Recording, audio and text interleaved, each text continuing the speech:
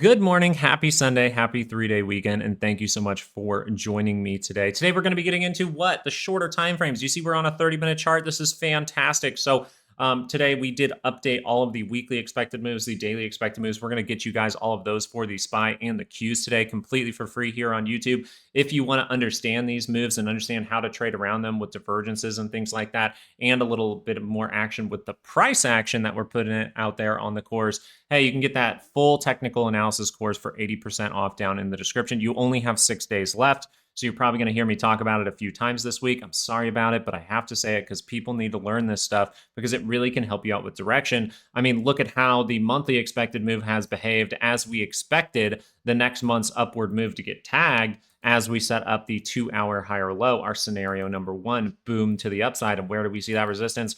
Right at the monthly expected move. So now we got to get into those shorter time frames. Grab that course if you want to learn a little bit, if you have some time and it's raining outside like it is here for me, ruining my pool day, but that's perfectly fine because now I get to look at charts with you guys. Hopefully you guys grab that if you're interested in learning, but other than that, you can learn a lot from this channel right here, right now, because we're getting into the charts right now.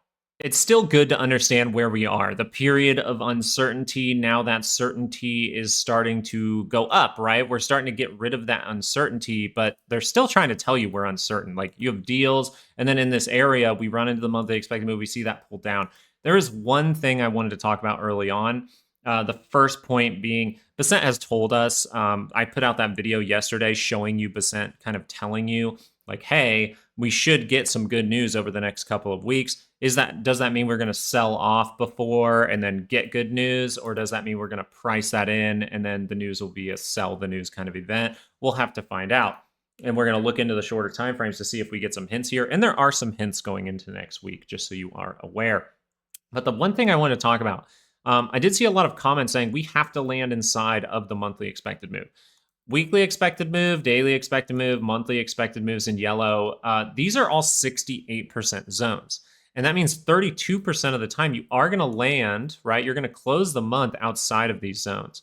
So one thing I wanted to discuss is how to really tell what kind, and this is very helpful, I think, how to really tell if you're going to be able to, or if you should be paying attention to the fact that you have the ability to, based on the information you've gotten over the last month, like this month, can you land outside of that zone, right? That's a question you're probably asking. When do I need to understand, like, hey, I can do the 32% thing? With monthly expected moves, a lot of the time they close in the zone. It's kind of weird how often they close in the zone. It might even be more than 68% of the time. But this month, here's how we dictate can we and should we pay attention if we're going to close outside.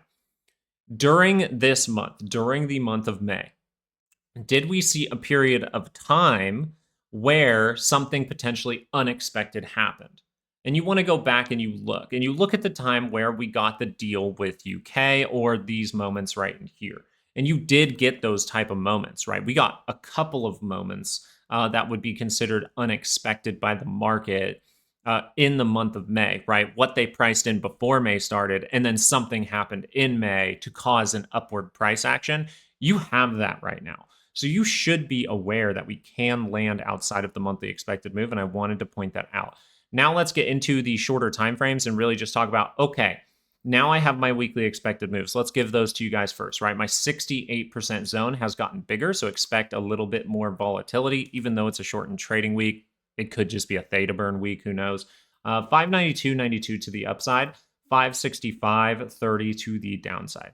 Now, I want you to look at where this 2-hour is and look what's above it. Not really, you have a slight divergence on the RSI that you could have read into, right, with that weekly expected move, or I'm sorry, monthly expected move in yellow. But really, it was the pathway down, and we'll talk about that on 30. But look where it is. It's right by that center line.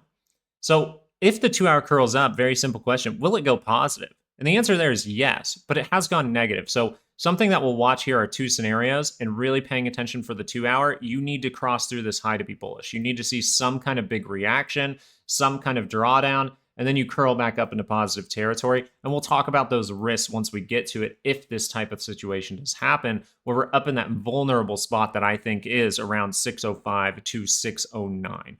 Okay, so we'll talk about that when it comes, but really to be bullish again, you just got to take out that high. And the 2-hour is not suggesting like, hey, I'm super, super negative right now. I can't go positive or anything like that. So that would be the bullish way to go higher for the 2-hour. The bearish way to go lower for the 2-hour is set up what? The lower high, right? You got to set up the lower high.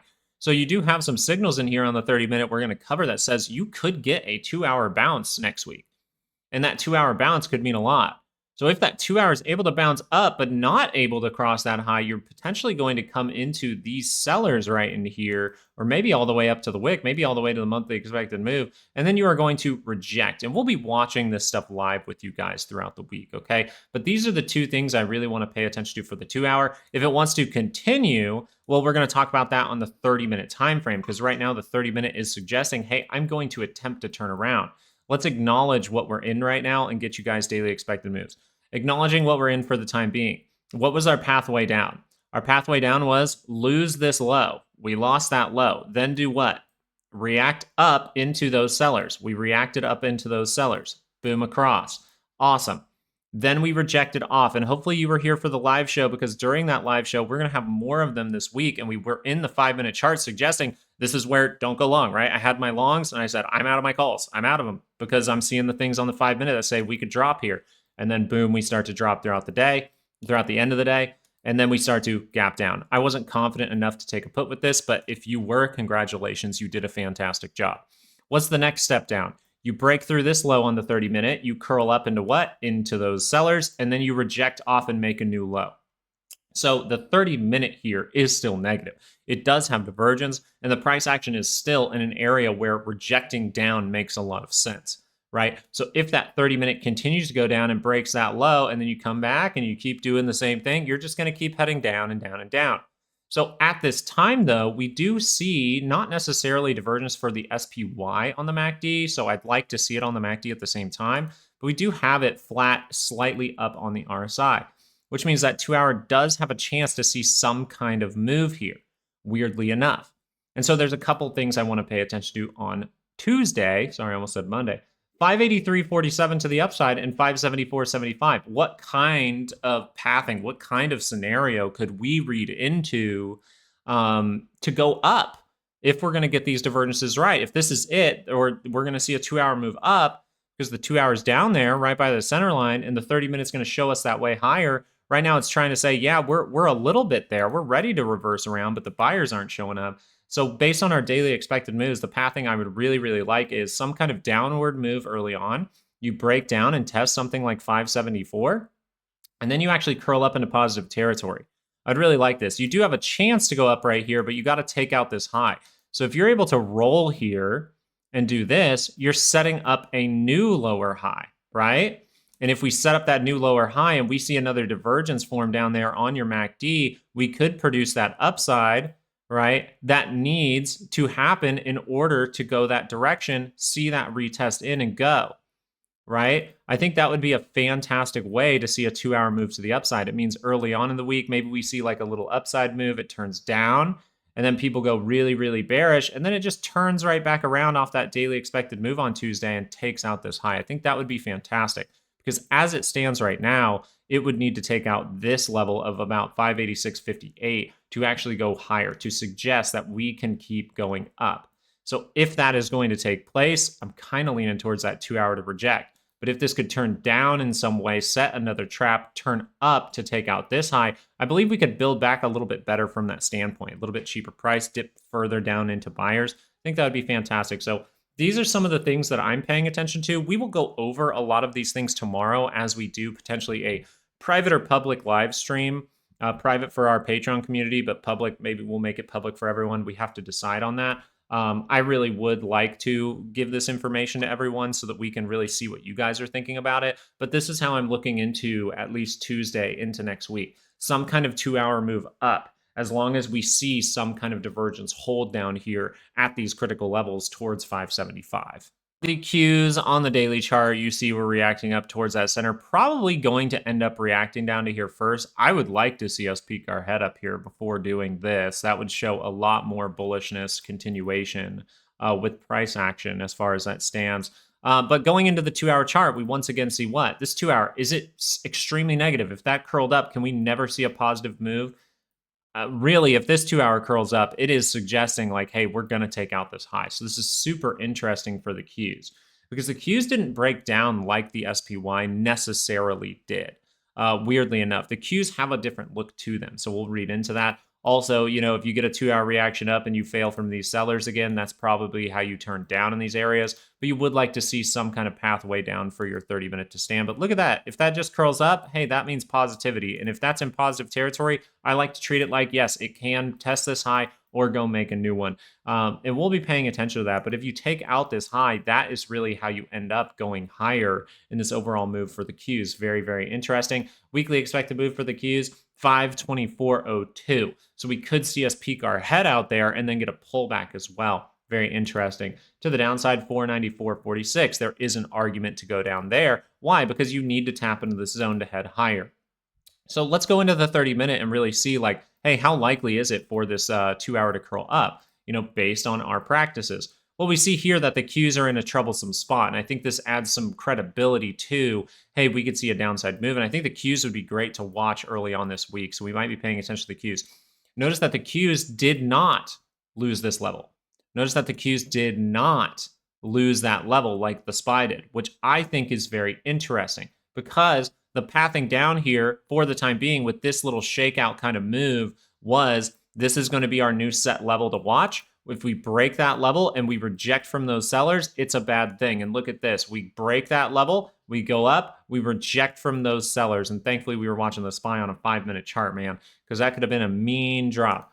And it was a mean drop, right? Bam.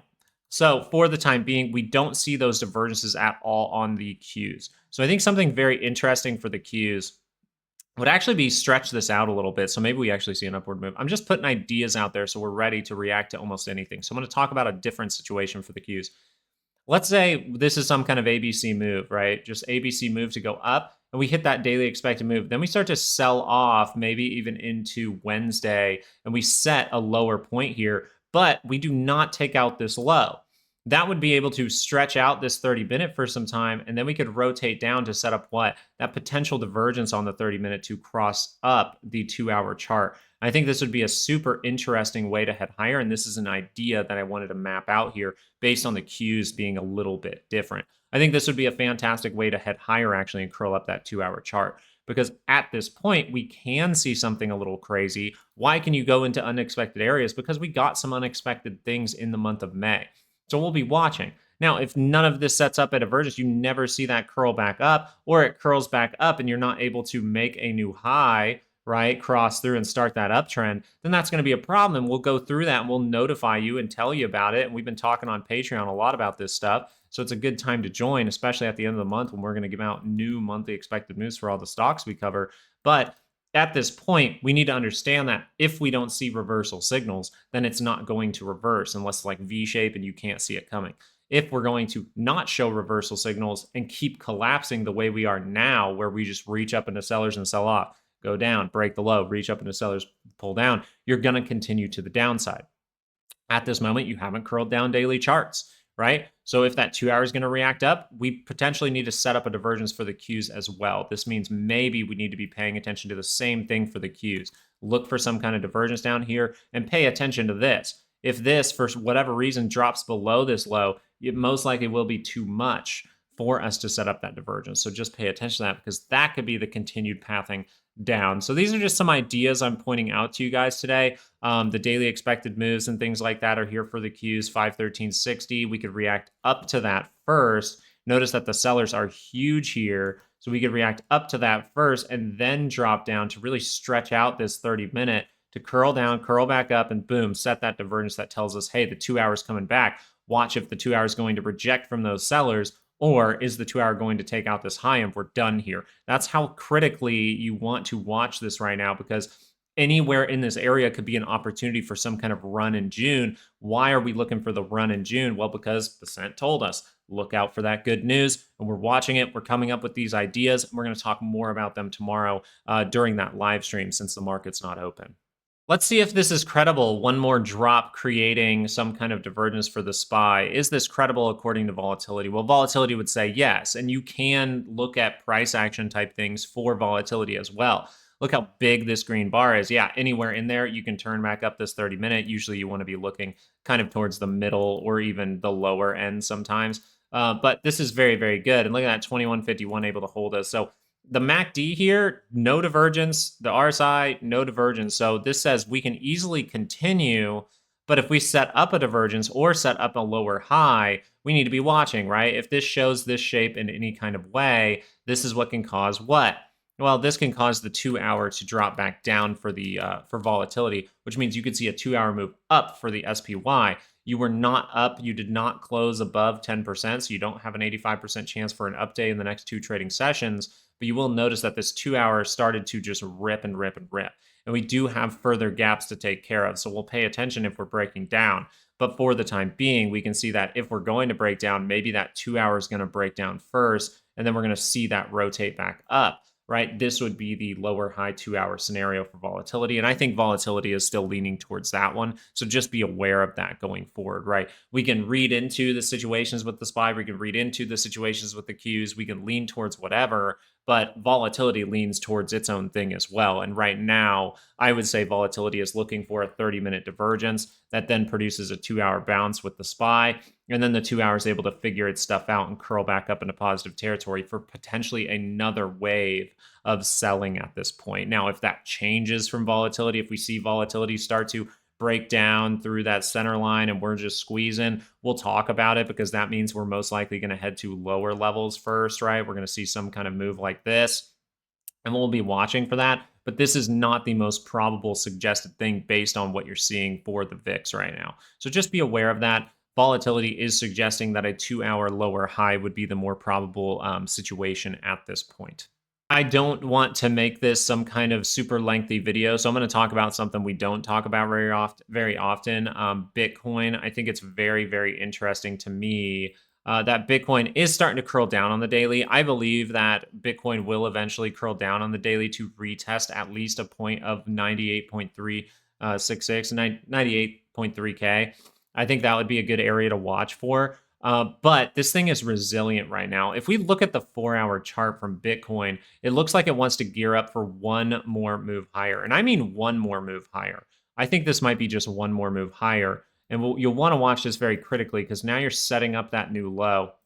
Okay, so if we see another move higher and that doesn't blast off and wipe out any divergences that are possible, but instead just peaks its head above and then curls down, this can be the moment where it shows you the pathway higher, but it needs a daily pullback to do what? To curl up into positive territory. And that daily pullback can take you all the way back down into like, I want to say like 87K. I'm leaning towards something like 98.3K. But Bitcoin can get aggressive. So I'd be really watching out for this. This 4 hours setting up a little divergence down here on your MACD, little divergence there on your RSI because it needs a daily pullback. Why am I talking about the 4-hour curling up though? Is there a reason for that? Yes, there is. You have 2-hour divergence down here for Bitcoin. So it really looks like Bitcoin might go for a little run here, which means it can continue for a little while, right? We can see a 2-hour move up, a 2-hour go really, really strong here, curl back down into it, and then see that 2-hour divergence. If you see 2-hour divergence here and 4-hour divergence across at the same time, it is very, very probable when that confirms that you are going to get a daily pullback. Pay attention to price action if it breaks this low right here, or even this one over here if we set it. So very important stuff for Bitcoin. But Bitcoin's going to see that potential positivity is what the 2-hour is saying if it can take out these levels, which is a very, very good thing. Okay, it's a very good thing. But Bitcoin also shows us that a daily pullback could be coming. So if we're kind of following the sentiment, at least, of Bitcoin at this point, then we would say, okay, the market could potentially still see positivity and see a daily pullback soon. So we're still paying attention for a daily pullback. And what we're doing with our analysis today is just saying, is this the pullback right now? Or are we going to get a 2-hour reaction up first and reject from those sellers? Or are we going to get a 2-hour reaction first and take out that high and then start to make new highs and then set a trap? Right? Those are the type of things that we're reading into at this point. I wanted to cover Bitcoin because I think this is a great signal for the time being. And you do have that potential divergence down here on the RSI that's pretty strong right there. So if you're able to take out these levels of about 109.5K, that would suggest that you're going to come test that high again. And then you'll see what happens as you try to maybe break down from these sellers around 110. So this will be a critical time for Bitcoin, but the sentiment of Bitcoin is overall suggesting to us it is being resilient. It looks like it needs a daily pullback, and that daily pullback could come soon, but not necessarily right now. So maybe we want to think into that as well with the SPY and take into consideration two situations here. The two situations that Bitcoin kind of has me more thinking about is the 2 hour can get some kind of move up and reject from the sellers. That would be the bearish one. The 2 hour could also, though, break through this level, pull back down into it, and then curl up one more time and set a trap at higher levels for the daily pullback as well. These are the two situations that I really want to pay attention to, and we can read into this while we're live on Tuesday, but also we can talk about it more tomorrow and get your guys' opinions. And you guys can ask about the course that's, 80% off for like 6 more days. Get it while it lasts. You can ask questions about that. I have answers for it. We're updating it. I might even be able to finish the price action video for the course. We always add to it when we see things important and we're ready to advance our learning. Okay, now we're going to go over the price action videos and we're going to do that. Hopefully I'm finished today, or worst case, finishing up tomorrow. So there will be plenty of stuff to learn over there, even for you people that still purchased it already. You'll get that completely for free. So these are the two situations that Bitcoin has me thinking about. This is also the situation that volatility is leaning towards at this point. So this is something that I'll really be watching over the next few trading sessions. Thank you guys for spending some time with me today. I really do appreciate it. I'm trying not to make it some like huge long video, but there are some critical things to be aware of going into next week. It's a shortened week. We'll see what happens, but very good time to be alive. Very good 3-day weekend for us. Even though it's raining, we can appreciate, and maybe I can hang out with my girls inside, but we can read into these things. We can see what's going to happen. We can make those plans. We can think of those type of scenarios and make sure that we have our 3 to 5 reasons to actually take a trade with these type of scenarios and understand, hey, where are the critical levels to be watching? And so very good stuff for today. Very good outlook for the week. Very good weekly expected moves. You really have some great levels to pay attention to for next week. And I'm really excited for the market to open on Tuesday. And I hope you are as well. Enjoy your 3-day weekend. Go have fun. Go eat some good food. Make sure you're reloaded and ready. And if you want to join us for a live show tomorrow, I think I'm just going to make that bad boy public if you want to join us and go through these things in real time. Thank you guys so much. Have a great rest of your day. And I will talk to you guys possibly tomorrow. All right. Peace out.